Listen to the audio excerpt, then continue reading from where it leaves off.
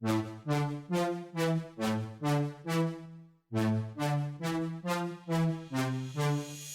back to another episode of the Next Level Minds podcast. My name is Chris Chapman, and I am your host. For those of you who are tuning in for the first time, then this is a podcast dedicated to those who want to reach a next level in their business, personal, or career life.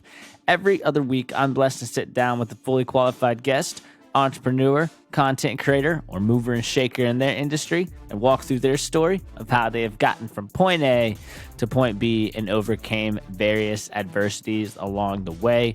Now, before we dive into today's episode, I just wanted to go ahead and reiterate my main goal, which is to impact over 1 million people by helping them reach a next level. So if you have not done this already, take the time to subscribe to Next Level Minds on Apple Podcasts. Share this episode with a family member, friend, or colleague who you think will get some value out of it. Other than that, going into today's episode, I'm sitting down with Will Holdren, who's a successful entrepreneur, published author, and podcast host. He's got an amazing book, which I recently read, called Becoming the Best: Step Out in Faith to Reach Higher, Dream Bigger, and Succeed. He's also got an amazing podcast called Willpower Podcast, which I love listening to as well. He's had some very successful guests on the show. All that said, he's also an athlete, and he's doing all of this while he's a college student. So there's a lot to unpack here with his book, his podcast, and really how he's managing all of this as well as a college athlete. So really excited to sit down with Will. Him and I have talked a few times offline. He's also got an awesome LinkedIn profile as well. So I'm pumped to dive in here. But before we dive into some conversation with Will, I also just wanted to go over the thing that we always say here, which is your mindset is your greatest weapon for the battle of success.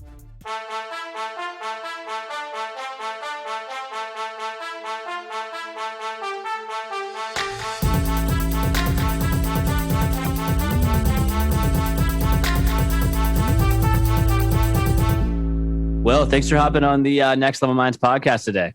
Of course, Chris. Thank you so much for letting me join you. I really love your podcast. I've been watching it on LinkedIn for a while and some episodes, so I'm really excited to be here. Dude, of course, brother. And I love your podcast as well. And it was cool. We mentioned this offline, but I love interviewing a fellow podcast host. There's always a nice collaboration to it. So, yes, sir. Love tapping to one another's brains. So, good knowledge. Yeah. How's the day treating you so far, though, Will? Today has been pretty good. The sun was shining. It was 60 degrees for once in Pennsylvania. So that's always a good thing. All my schoolwork's done. So it's a good day, Yeah.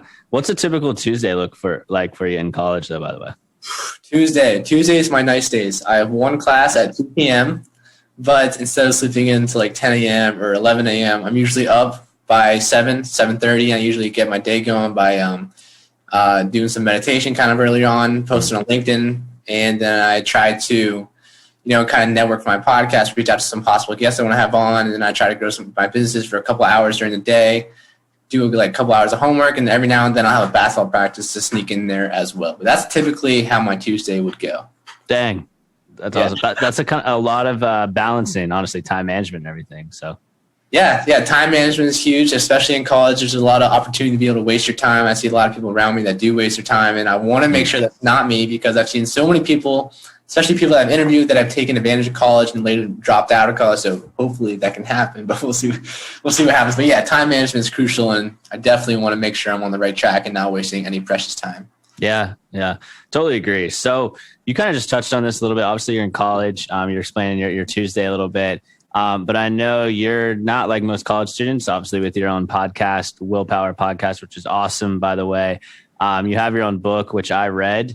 And then you also mentioned you have your own business as well and a pretty large LinkedIn presence. So all of that, I definitely want you to highlight on that eventually. But can you explain your upbringing a little bit, which maybe kind of drove some of the behaviors you have right now? Yeah, of course. So I grew up in a pretty normal family. My parents have been married for about 40 years, I think, something like that. I have one older brother. My parents both worked 9-to-5 jobs. Their parents both worked 9-to-5 jobs. So I was kind of brought up in the, go to high school, get good grades, go to college, get good grades, go get a 9-to-5 job, save up money for 60 years of your life. And then after 60 years of your life, you can graduate after you save enough money, or retire after you save enough money, and then you'll be set to live the last 10 years of your life. And to me, it didn't really seem like I wanted to do that. I don't know why, but something clicked in my brain, and I just thought like there's got to be something more to life. And honestly, I think that a couple of things that have led me to that belief kind of was social media, kind of the music I listened to, kind of just driving around with my parents every now and then and seeing these couple mansions. I'm like, what are they doing differently in their life, you know? And so that's why I kind of dove into this whole journey. And the first major step for me was my podcast. And that podcast allowed me to meet other like-minded people that, you know, also don't want to work that 9-to-5 life, want something more, want to make a huge impact, want to leave money for their great grandchildren. I was like, dang, and I want to tap into their minds. And so that's kind of what led me down my path. Yeah, that's really cool that you realize that at an early age, because I feel like, unfortunately, people realize that at like 40, 50 years old, and they're like, dang, like I want some of these things too. But I think it's so smart when you can do that at an early age because time is on your side. Yeah, of course. And my first book I published when I was end of my junior year in high school. And so that was kind of a huge step for me, mainly because I had to overcome the fear, like people judging me and what they're going to think of me publishing a Christian motivational book at, 18 years old. Like what do I know about anything? You know what I mean? But, it's one of those things you just got to push past. And it's been a blessing that I've done it. And it's really helped me out to where I am today. How'd you combat that judgment? Because I think that can hold a lot of people back, especially at an early age. Yeah. So obviously, like you said, a lot of people in high school, they really notice what other people think about them. And I was the same exact way. But, at one point, just listening to other podcasts, listening to like Gary Vee on Instagram, something like that, like at some point, like the only person's opinion that matters is your opinion of yourself. And so I really took that to heart. I'm also a faith-based Christian. I thought, what would God want me to do in this situation? And I really thought he wanted me to publish this book that was a Christian motivational book. So I kind of just took that route. Obviously, like I said, people kind of did judge me for it, but I didn't really care. I was going to do me, and like 20 years down the road, I probably will never see them again in my life. So, you just got to do your own thing, and whatever that is, it is. And, you can't be afraid of people judging you, because no matter what you do, people are going to judge you either way. Dude, totally agree. And I think the people that are judging you are ultimately the ones that aren't really where you're at, or not even on the path of where you're going to go. They're usually the haters, people that are making excuses of why they're not where you are. Yeah. And honestly, to me, the main thing of why they're hating is because they're not understanding what I'm doing. Like all those kids that are in high school, they're all going to college, getting a 9-to-5 job. And, to them, that's fine. But to me, that's not fine. And if I don't want to go down that route, I got to do something differently to separate myself from the 99% of people. And so for me in that situation, is to publish a book, to get my name out there so people recognize me at a younger age, have something credible that people can look at me at. And so, yeah, I just think a lot of people there, they don't see the vision. And when you do something different than what they're doing, they're kind of think, oh, you think you're better than me, something like that. But that's really just not the case. They just don't have your vision, and, they're not seeing why you're doing what you're doing. Yeah, I love that. How do you think you can get your vision across, though, whether it's a book, business, podcast, just to people that may not see that vision? Yeah, so that's a great question. For me, my vision, I really wanted to positively impact 1 billion people, spread the message of Christ, and to be able to live the life that I really wanted to do. And for me, that first step was publishing a book, kind of just getting my name out there, helping people realize God's God, go along that route. But technology nowadays, there's so many different routes that anyone can go down just to get their vision out there. And honestly, like, you don't even need to tell other people about your vision. As long as you know what your vision is and you know what your passion is, then you should know what route to go after in order to follow that vision. And for me, I took the best possible route that I saw at the moment. What I could do at that moment was publishing a book. But yeah, you could definitely post about it on social media, get the vision out there, let people know what you're doing. You can take advantage of LinkedIn, TikTok, which have great organic reaches right now, YouTube. But yeah, there's definitely various ways to get your vision out there, whether it be podcasting as well, or, something along those lines. Yeah, totally. I think it's also just having the courage to talk about it too, to groups of people. I went to a networking event the other night with a bunch of people I didn't know. And I, for some reason, just didn't even bring up my podcast because it's not really where I wanted to be right now. It's on the way there, but I was like, I'm going to hold back. And I think it's important to still talk about it, even if it's not like full progression yet. Right, exactly. And, even if it's not full progression, it's still yours. It's still something you're with. You can still hype it up. Like, hey, my podcast is blowing up right now, even though it may not be. But you know what? It could be in about a month. So you just got to tell people that. You got to hype it up. Yeah. It's like, how can you get other people hype if you're not hype at the end of the day? Exactly. Yeah. You got to be excited about what you're doing. It's your passion. So time management wise, we were actually talking about this a little bit earlier, but I know you played 3 sports in high school. I listened to you on another podcast. So for the listeners out there that they may not be playing 3 sports in high school, but they may be working 8 to 5, building a side hustle, building, personal brand. Like, what advice would you have just from kind of a general time management aspect there that maybe helped you when you played 3 sports? Yeah. So first of all, you don't need to wake up at 4 a.m. to be successful or to make it through the day. I've tried that many times. And I failed many times. It left me depressed many times. Sometimes you're just not a morning person. There's nothing wrong about that. But what I do is this. I write out my whole day on a sticky note. I'm like 8 a.m. I'm waking up or whatever time I want to do. Or at 2 p.m. I got a meeting. So I think it's crucial for me to be able to, clearly see what I have going on throughout the day and filling in those pockets of like 2 hours time that's like in between things and taking advantage of it instead of just like sitting on the couch watching a movie for a little bit.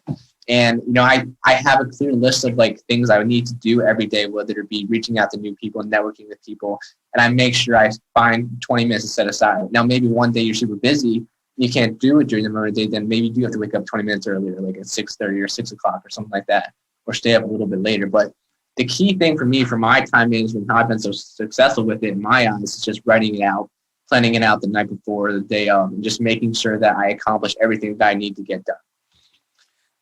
Dude, that's so cool that you mentioned you don't have to get up at 4 a.m. Because that sounds pretty daunting if you're not a morning person. It's awful. Yeah, I heard you on that podcast talk about like, hey, I tried to get up at 4 a.m. It just didn't work. Yeah, I mean, I'll admit that I failed that many times because I was like, okay, Gary Vee's waking up at 4:30. I'm going to try that. And the one day I remember I did it for about 3 days straight. On the 4th day, I literally woke up at 4:30 a.m., did everything I wanted to do until like 5:30, and I just crashed. I slept from like 5:30 to 8:30. It was just awful. So I was like, you know what? I'm going to stop doing this. I'm just going to plan out my day strategically and just make sure I get everything that I need to do. Yeah. And I think it's like auditing when you have the highest energy. So some people I know can wake up at 4, but they're work from 4 to 12. But after 12, it's just they're not productive at all, So for me, like my maximum productivity, it's honestly probably from like 6 to 2, 3 p.m. But I know if I wake up like way before that, it's just not going to work. Or if I try to do really high impact things after like that time frame, it's just not going to work. Right. Yeah. It definitely varies per person. And for me, like, I get tired super quickly, whether it's at like 11 p.m. or something like that. And I definitely need my 8 hours of sleep. But yeah, I'm definitely most productive in the middle of the day as well. Yeah, for sure. So touch on like the judgment aspect a little bit. How did you deal with like in high school and even now in college, just a lot of the peer pressure to obviously like the social side of things of like, hey, I know you have 3 sports. I know you have a podcast, but let's go get some beers. Like, how do you kind of deal with that peer pressure of things you don't want to do? Yeah, that's a really great question. It's really at its height right now for me in my life just because I'm at college. A lot of things happen at college. But yeah, I mean, I don't drink at all. I really pride myself on that. I don't smoke weed at all. I don't do any drugs whatsoever. I like to keep my body clean. It is what it is.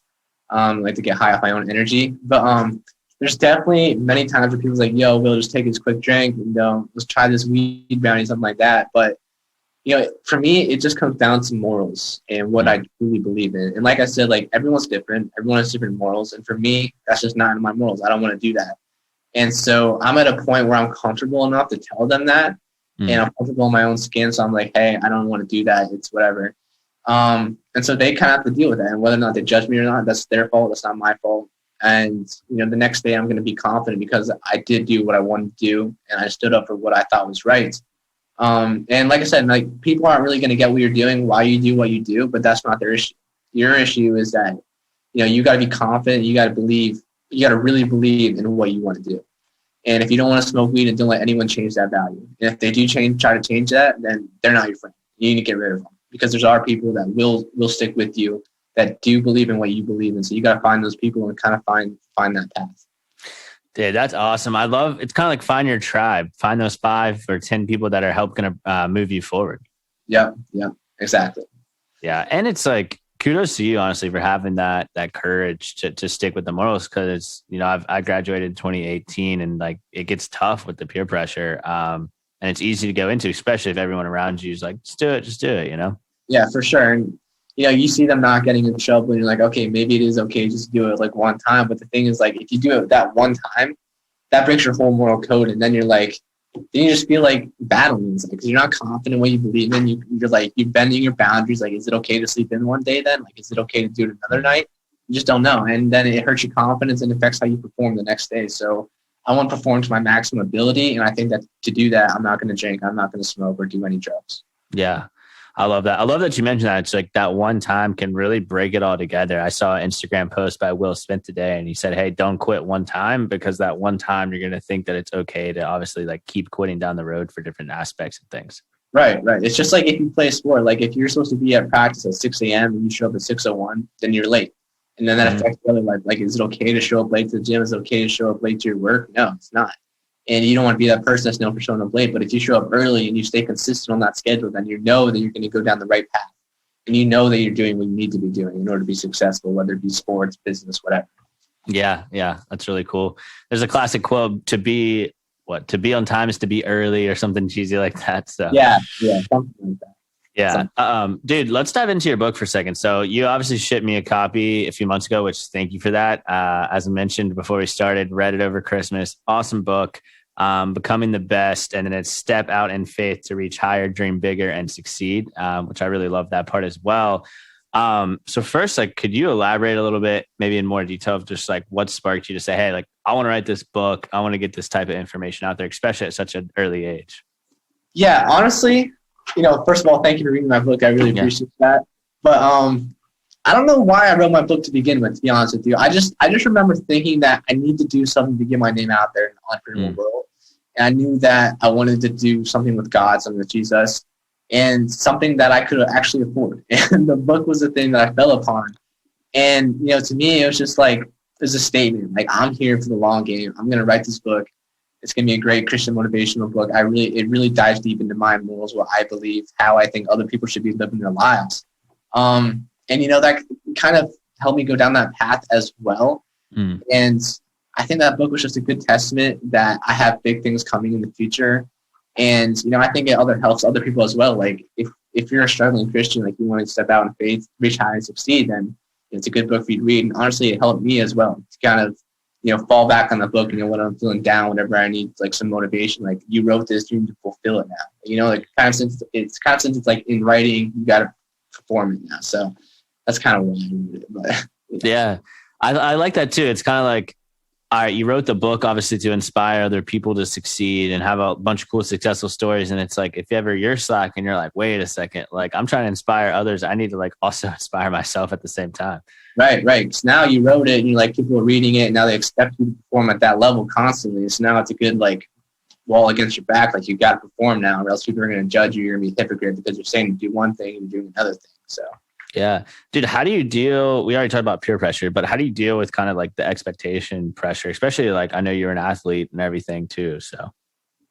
Yes, there's a lot of expectation pressure. And for me, like, my mom went to Duke, you know what I mean? Like, you got to get straight A's, you got to be the best athlete possible. You got to be the best in whatever you want to do. And like, that's a good expectation. And it's positive pressure because it forces you to try your hardest in whatever you want to do. But, the big thing for me is, once again, it's really what I want to do and what I want to put my effort into. And like, my parents putting that pressure onto me, like, that's great, but like, they're not living my life.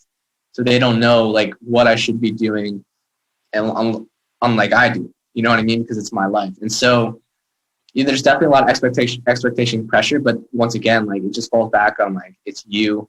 How do you want to live your life? You got to put pressure on yourself in order to make sure you get what you want to get done. And whether it mean getting A's or B's, or, maybe slacking off the school a little bit just so you grow your business and putting that pressure on you in your business world, then like, that's totally fine. But it's just got to align with your morals and where you see yourself going in like 5 years. You can't let other people put that pressure on you. You got to put that pressure on yourself in the direction you want to go. Yeah, that's such a good point. And I think it's the importance of like self-audit. Like, what do I really want in life? Do I want this or do I want that? And I think aligning your decisions and actions to those things that you want in life.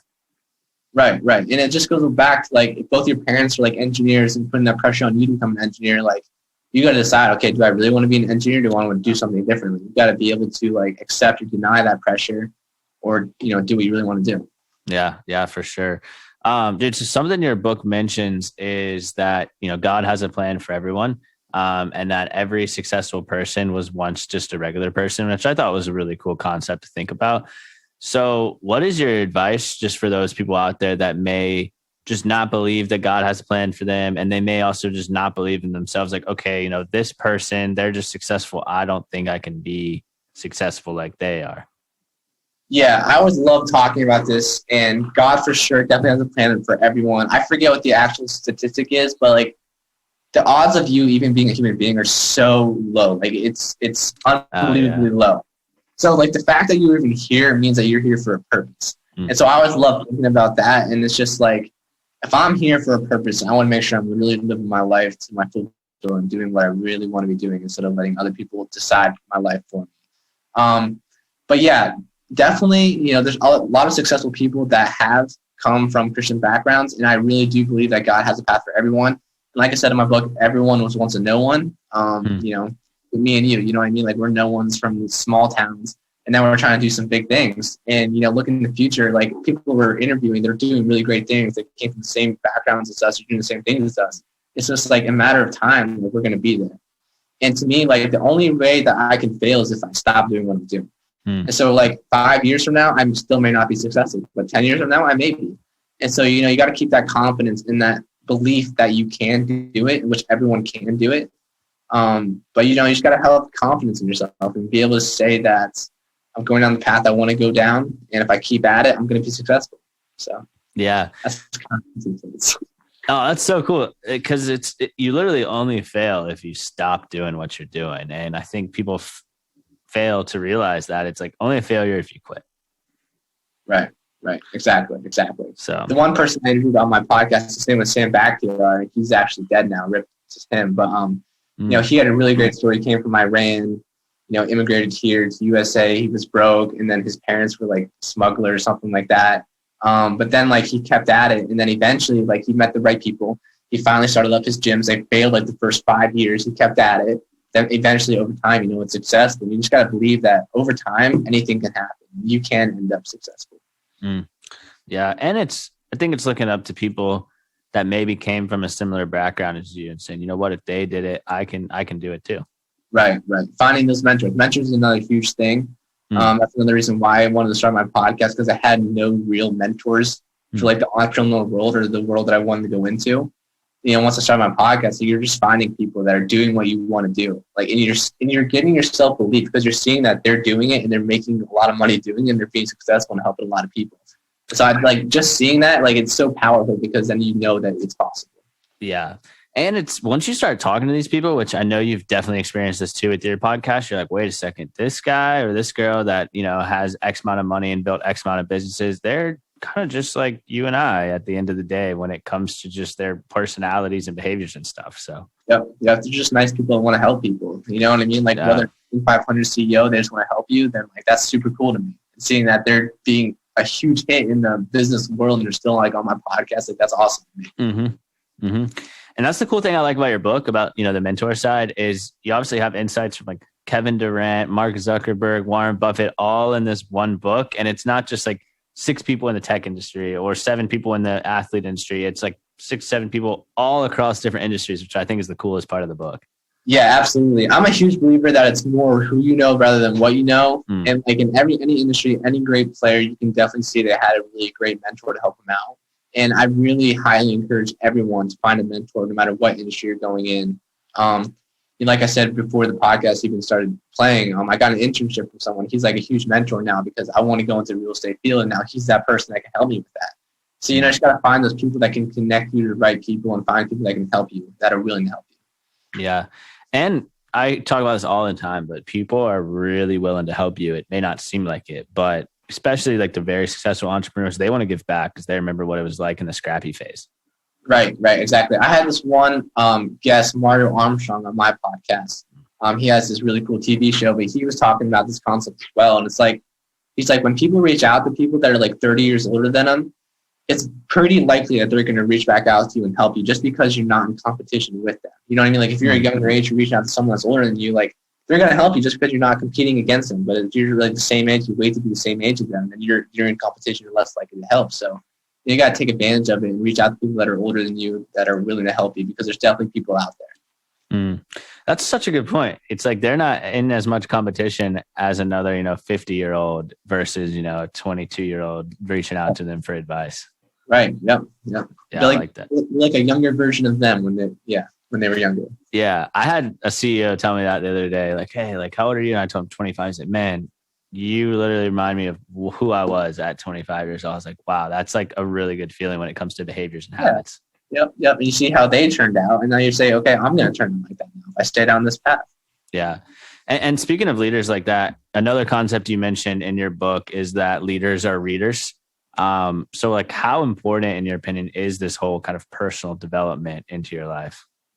Oh my gosh, personal development is huge. And I think that's one area of my life where I separate from a lot of other people that are my age, because I read a ton of personal development books, whether it be like Grant Cardone, David Goggins and his book, like to tap into their minds and to be able to read their books and see what they go through in order to reach success, the trials and tribulations they had to power through. Like, it's just mind-boggling to me. And to see that, like they were not slacking off, and like comparing that to like my life, it's like, okay, I can be doing so much more. I can be performing at such a higher level. Like that just motivates me to see like how they grew past these painful points in their life. Like that's powerful. Because now when I go through those painful points, I know how to get through them as well. And, just like I said, like reading is it's such a great thing for your mind as well. Like just develop your mind and, kind of open it and just be able to learn new skills without like a teacher teaching them to you. So I think it's one of the best things that anyone can do. I definitely recommend reading every day, whether it's like 20 minutes, 10 pages, something. Like you just got to open a book and start reading. Totally agree. I wish I started reading earlier. I started reading like probably senior year of college at 21 years old. So I've only been really on the reading grind, if you will, for about 4 years, but it really changes you as a person, not only just with your success potential, but also when you're conversing with high level CEOs, entrepreneurs. It's like, hey, I read this in this book the other day, and it kind of proves that you're developing yourself, which I think is super important. Right. And on top of that, it motivates you. Like just seeing like they went through that just to get to the end, just to be successful. Like that's motivating to me. And like it motivates me not to quit just at every little stopping point that I get to. Yeah. What are your like maybe top 3 favorite books besides yours, obviously, that you would maybe recommend to the listeners? Definitely. So top 3. 1, David Goggins' book. I forget what the title of it is, but that Can't Hurt Me. Yeah, Can't Hurt Me. That one is definitely one. I would say, who is the other dude? I say Grant Cardone's 10X is definitely up there. That might be 2 or 3. Another one that I would definitely recommend is High Performers Habits. That's a really great book as well, just to see like how high performers perform in their daily lives. That's a really great one. There's another one I can't think of right now. I know I'm on LinkedIn, but I'll get back to you on that. But yeah, I'd probably say those are my top 3. Yeah, no, I love that. Can't Hurt Me. I did the audiobook for that. And this was pre-COVID when I was driving around to meetings all the time. And like, I'd go into every meeting so pumped up just from listening to that book. So that man is unbelievable. Stuff that he went through in his life. That's just crazy. Yeah, I know. It's like, it makes the, few miles I ran the other day seem like, just a walk in the park for him. Yeah. He runs like 30 miles on broken legs. I don't understand. Yeah. Whole different breed. So another concept you talk about, which I think is really cool, and I have a lot of young listeners. So you mentioned like youth is no excuse for inactivity. And I know there's a verse in the Bible, I think it's Timothy 4:12, about like, don't let anyone look down on you because you're young. So could you maybe elaborate on that concept of yours? Yeah. And if you are still in your youth, that's a huge advantage over a lot of people, because you have something that a lot of people can't have and can't buy, and that's time. And so you really just got to take advantage of that time. And if you realize that at a young age, like you can start developing yourself sooner than other people, you're going to be so far ahead in life in like 10 years if you stick with it. So I think that's a huge important note that people need to take in. But yeah, like if you're young, you have so much opportunity, because like I've seen in my own life, like, just because I'm young, like people are more willing to help me than like other people. You know what I mean? Like people are willing to write back to me or to comment, like engage with my stuff just because I'm younger. I'm ambitious, and they love to see that drive from the younger person because it reminds them of them when they were younger. So, I mean, and there's so many ways to get your name out there if you're young. You can start your own YouTube, Instagram, LinkedIn, whatever you want. Just start posting and start reaching out to people saying, hey, what'd you do to get to this spot in your life? What'd you do to get to this spot in your life? And I just think that's so powerful, and that, you just got to take advantage of your youth. Like I said before, like start reading, do something, get information, learn what path you really want to go down, because now's the time to do it. You don't want to look back in your life 20 years from now and just feel like you drifted through life kind of, you know what I mean? Like you just start learn more about yourself, and learn more valuable skills that's going to help you do what you really want to do, not what your parents want you to do. Yeah, that's so cool. Time is really on your side. And that's kind of the biggest regret I think people have is like, man, I wish I did this when I was younger type of thing. Yeah. So, I mean, even if you don't know what you want to do, I just think it's important to take that first step in any direction, because now's the time to start trying things, even if it may be wrong, because you can pivot now and not worry about it. And you don't have a lot of bills to worry about. You don't have kids, you don't have a marriage, you don't have all these dependents on you. And if you wait until you're like 30, 35, then like you got all those dependents on you. Now it's going to be so much harder to pivot, so much harder to change direction. So now's the time to get out there and start trying things and pivot if you have to. Yeah. And that should be a big motivation for you as well. I mean, it's like, all right, do I want to start this company when I, have no bills or have a cheap apartment, or do I want to wait till I have kids, a wife, and a mortgage to pay? I think I'm going to go with the cheaper option here. Yeah, exactly. And unfortunately, like many people don't see that vision, and many people get trapped in the whole family thing. They start off early, like 25 or younger, and it's like now you're kind of stuck going down that path. You can't do as many things you really wanted to do, and it's really sad to see. But if you really want to go down the entrepreneurial path, you're going to start early and then realize that and just focus on that. Yeah, that's really cool. You also mentioned in your book that the greats have courage, dedication, and self-discipline, which I think those are 3 awesome traits, by the way. So how can someone acquire those traits if they don't have them yet? Yes. Courage, dedication, and self-discipline. I think those are the 3 major qualities that I've seen that every successful person has in them. And they're definitely huge traits that anyone should develop. So for courage, I'll just say this, that you got to start getting out there. Like if you're afraid to talk to that person, go up and talk to them. Kind of go out and just start talking to like one new person every day. Like you got to learn how to get over that fear and learn how to deal with that feeling when you're actually doing that fear. You know what I mean? Like you got to learn how to deal with that pressure. And, that builds up your courage. And then eventually one day you're going to get over the fear of starting a business and you're going to be able to do that. So that's one way you can get your courage. For dedication, I would definitely say start a habit and try to do it for like 30 days, whether it's waking up at 6 a.m. every day. Try to do something for 30 days, whether it's eating a salad every day for 30 days, drinking water for 30 days, something small. That's still a win. And that helps you with your dedication. And that tells you that if you put your mind to something, you can actually do it.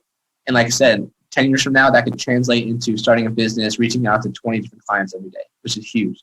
And you'll have that dedication factor on your side. And then for self-discipline, it kind of goes along the same way. It's just really following in what you believe. So once again, you could like start a diet or something and follow through with what you want to do, and have like 30 period time frame or something like that, and just be able to stick with it no matter what happens in your life. One of the things I love about David Goggins is that like he ran every day, no matter if it's snowing, raining, whatever. Like you just got to go and do it and have that self-discipline. And so that's definitely a huge one to have, and I think all 3 of them are extremely important if you want to be successful in life. I love it. So courage, dedication, and self-discipline, right? Yes. Yeah. Nice. Yeah. I'm going to write that down because I read that in the book and obviously highlighted it, but I'm going to write that down on a sticky note, just put it on my, work desk or something like that to always look at every day. Yeah. I love that. It's going to take you far. Like if you can just get those 3 down, then you can go so far in life. You can do whatever you want to do, and you don't let other people's opinions affect you. And it's just like after every interview I've had with a successful person, they've all had those 3, whether it's doing something that made them afraid, getting over fear of other people judging them, or having to wake up at 5 o'clock every day to do something. It's just working through those 3 chains. And once you have them as tools in your toolbox, you're going to be so powerful. Yeah. And if you are dedicated, you get so much more motivated because you're like, I'm going to work out every day for 30 days. And if you actually do that, you're like, all right, if I can do this, I can do, insert other difficult task here at the end of the day. Right. Yep. It's just starting it and finishing it. It's a lot of people that struggle with that. That's why like New Year's Eve, a lot of people make resolutions and they fail within the first week. You know what I mean? And that kills your confidence, because then you keep going back in the same loop. Okay, I'm going to do this again. Fail after 7 days. I'm going to do this again. Fail after 7 days. You know what I mean? You just got to break through that moment. And once you break through it, it's going to break through so many other areas of your life that you're struggling with. Yeah. That's so funny you say that, because I'm a very aware person. So I really look at my surroundings, and my gym was packed probably just like yours on January to like mid-February, and now it's just like right back to where it was in Q3 of last year, of just people not going to the gym, slacking on their resolutions and everything. Yeah, exactly. And I think it's also important to touch on the subject. Like, if you do fail at doing something for over a period of time, then it's okay. Like, it's okay to miss one day as long as you just get over that miss and don't let it stop you. Just keep continuing the next day. You know what I mean? You can't just stop after you fail one time. You got to keep on doing it. I think a lot of people just struggle with that. And they're just quitting everything together after they fail one day with something. That's such a good point, because you look at successful people and it's almost like, oh, these people are perfect. Like, they never mess up. It's like, they still mess up at the end of the day. They just mess up, let it bring them down for 24 hours, and they're right back on the horse doing it again. Yeah, they're just consistent. They learn how to fail, learn from their losses, and just continue on with what they want to do. Yeah. So your book obviously talks about a lot of different people. Who is maybe your favorite story or person in there that with like the most lessons? I think Kevin Durant was a really great one. And just looking at where he is now in his life, I mean, it's just incredible. Like, his dad left him when he was younger. He just had to live with his mom and like a bunch of brothers. Like, he was dirt poor too, and came to an AAU thing, was the skinniest guy there, and then still was like a dominant player and learned how to work through that adversity. Like, that's true power right there. And once you have that and get through that, like, it's just incredible. And like, now he's like the best player in the NBA. So that's super incredible to see. And like I said, like, that just proves that anyone can do anything you set your mind to. And so, like, he's a perfect example of that. Yeah, I love that. And he's one of the first people in the book that you read about too. So yeah, exactly. Yeah, he's a very powerful dude. And he's also a Christian. So, he looked up to God and through his way. I think that's a huge, powerful testament to other people as well, saying like, God is real and God can help you do what you want to do. For sure. I love that. So what would be your one word to really describe the success that you've had, or kind of the journey of your life so far? One word. I would just say learning. Like, everything that I do, I've learned. I've had failures, I've learned from them. I had success, I've learned from them. And the biggest thing for me is just like being able to keep on going on the path that I want to go down, even though other people don't get what I'm doing. Like, I get what I'm doing, and I write down my mission statement every day. I look at my plan, my 5-year plan, my 6-year goals every day, just to remind myself, okay, this is why I'm doing this in my day. And so that kind of helps me get through that. And like, I just consistently learn every day in order to get through that. Like, one of my goals is to start investing in real estate pretty soon, once I have enough money saved up. And so right now I'm just going to learn. I'm going to listen to real estate podcasts every day. I know that that's going to get me to my goal. I'm going to make me more knowledgeable. It's going to help me learn, help me become successful in the long run. That's what I want to do. So I definitely say learning. That's the coolest word. I think that's kind of the theme of this whole podcast too, is just we were talking about the importance of reading, the importance of following, successful people, the importance of sticking to your habits with consistency. And that really all groups back to learning. That's really cool. Yep. And whether you're 6'10", whether you're 5'10", anyone can do it. You know what I mean? So it's just on yourself to get out there and start learning what you want to learn about. Yeah. Dude, thank you for sharing that, brother. Where can people connect with you, by the way? I know you got LinkedIn, podcast. Like, I'd love for you to take it from there. Yeah, so if you want to find my podcast, just search Willpower Podcast. It'll pretty much come up on every platform. Instagram, just Will Holdren. LinkedIn, Will Holdren. YouTube, Will Holdren. And I'll reach back out to you if you definitely DM me or message me on any one of those platforms. So, yeah, well, I'll kudos you to that, because I hit you up for the podcast and I was like, he'll respond in a few days, and you got back to me within 24 hours. I was like, let's go. This is awesome. So yes, yeah, I pride myself in that, because I love it when people respond back to me fast too. So it's just a good thing. Yeah, nice, brother. Well, hey man, really appreciate the time, and thanks again for hopping on. Awesome, Chris. Thank you so much for having me. Well, that's it, guys. Thanks again for taking the time to tune into this week's episode of Next Level Minds. Hope you enjoyed the conversation with Will. Just to reiterate again, my goal with this show is to impact over 1 million people. I do this for free. Don't run any ads on the show. My goal is to get the impact out there to everyone. So if you could please support the show by subscribing and sharing this episode with a family member, friend, or colleague, that'd be greatly appreciated. Other than that, I hope everyone has a great week ahead.